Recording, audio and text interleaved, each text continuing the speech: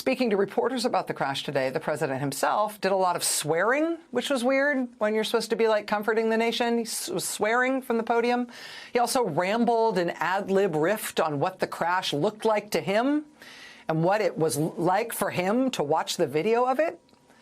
He scoffed at the idea that he would go pay his respects at the crash site, which after all is just minutes from where he lives. He said, quote, "You tell me, what's the site? The water? You want me to go swimming?" He also today, at length, blamed the plane crash on diversity. Diversity hiring.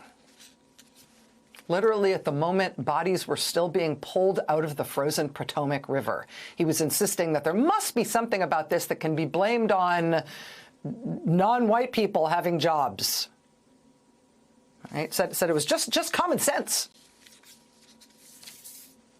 While we're on the subject of the unquestionably and unerringly excellent performance of white men in their job duties, though, did you see the press conference this morning from Trump's newly confirmed Secretary of Transportation? Here was the very end of that press conference. Here's how that one wrapped up. Thank you. Thank you. Is there an acting FAA director? And he just walks away. Question from the reporter there, you can hear it pretty clearly. Is there an acting FAA director? And you might think that there is an FAA director, right? Because there's this guy there at the press conference in the black jacket, the guy with the brush cut. When he turns around and walks away, you can see a big FAA printed on the back of his jacket. Despite appearances, though, that is not the FAA director. That is Trump's newly appointed, newly confirmed U.S. Secretary of Transportation, who also was plucked from the elite ranks at the tippy top of the meritocratic pyramid in this country, by which I mean he, too, was picked off of TV.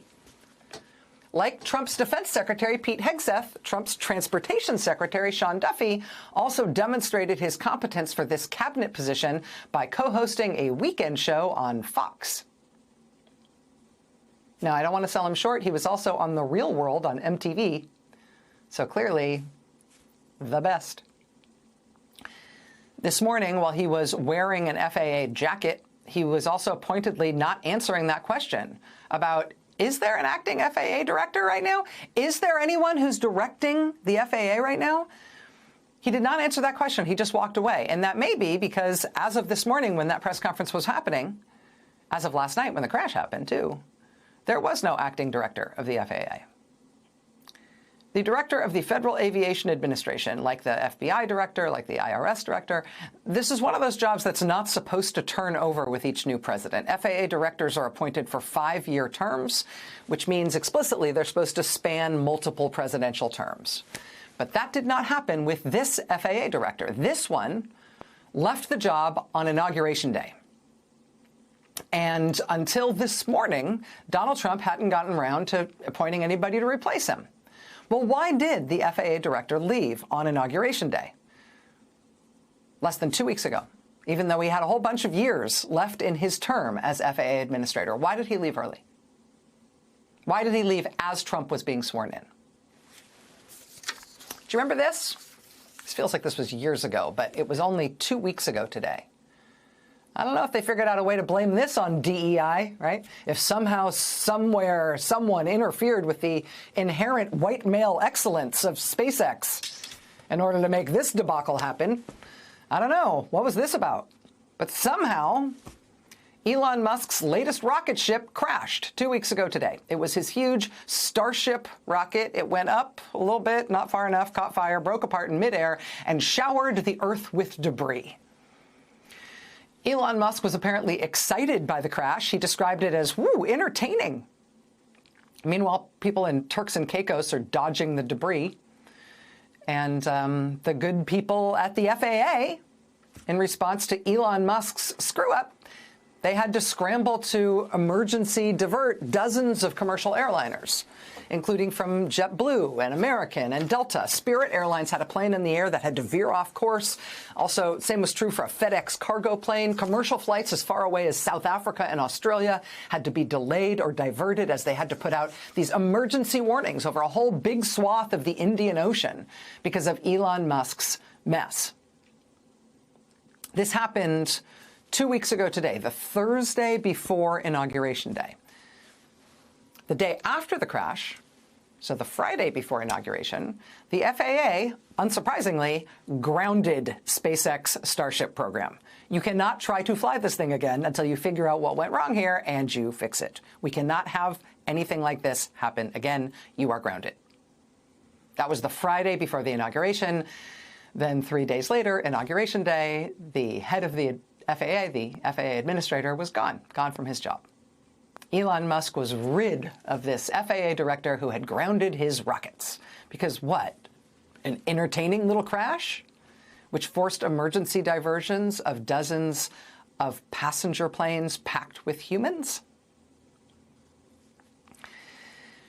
In September, while Elon Musk was busy spending the $250 million that he dumped into Donald Trump's campaign to make Donald Trump president again, Mr. Musk had posted a picture online of the head of the FAA and had demanded his resignation. He needs to resign. He had posted that because even before the FAA had to ground SpaceX altogether because of this most recent crash that Elon Musk thought was so awesome, even before that, the FAA had already issued a bunch of fines to SpaceX for ignoring safety rules and other requirements. Elon Musk had adopted this as sort of one of his personal causes. This was one of his crusades. Get rid of the FAA. Get rid of this guy at the FAA who's in the way of my SpaceX company. He's been personally demanding that this guy be gotten rid of. And so he got it. FAA chief was out on Inauguration Day.